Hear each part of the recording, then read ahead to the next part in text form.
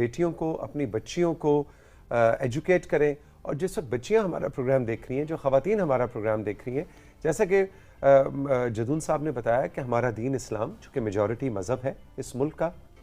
ہماری state of Pakistan یعنی ہمارے قوانین انشور کرتے ہیں. اور یہ جو سوشل پریشر ہے اس میں آپ نے نہیں آنا, چاہے نکاح کا وقت ہو, چاہے وراثت کا وقت ہو, آپ نے اپنی آواز بلند کرنی ہے. اور اگر آپ کا بھائی اتنا خود غرض اور اتنا بے شرم ہو چکا ہے کہ وہ یہ کہہ رہا ہے, تو آئی ایم سوری ٹو سے, پھر اس کا مطلب ہے کہ وہ کھل گیا ہے. اور وہ جتنے پیار اور محبت اور اپنی بہن کے لیے جان دینے کے جو دعوے کیا کرتا تھا وہ سب منافقت تھی, وہ سب خود غرضی تھی. تو اس کا اصل چہرہ آپ کے سامنے آ گیا, تو آپ کا بھی حق ہے کہ آپ اسے بتائیں کہ نہیں, میں ایک اسلام کو فالو کرنے والی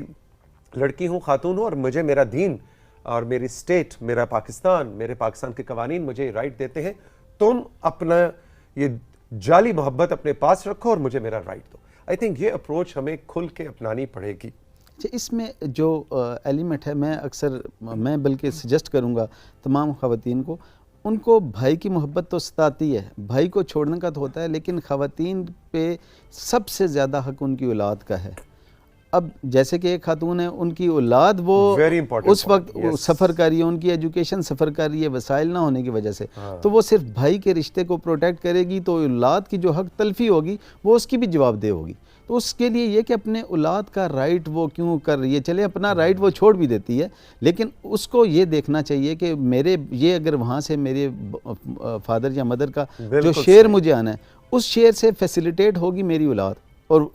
جیسے میرے بھائی کے بچوں کا حق ہے, اگر اس کے بچے اس کو اتنے عزیز ہیں تو آپ کو بھی ہونے چاہیے. آپ اس لیے تو یہ کر سکتی ہیں کہ میں چھوڑ رہی ہوں, لیکن آپ یہ دیکھیں, اس بات کو آپ کنسیڈر کریں کہ یہ آپ کے بچوں کا رائٹ ہے, یہ آپ کے بھائی کا رائٹ یا بھائی کے بچوں کا جو ان کا رائٹ ہے, ان سے 1 انچ بھی آپ زیادہ نہ لیں, 1 روپیہ بھی زیادہ نہ لیں, لیکن جو آپ کے بچوں کا رائٹ ہے وہ لے کے دیں. یہ سب سے پہلی آپ کی ڈیوٹی ہے جو آپ کے بچوں کا رائٹ ہے. اس میں ایک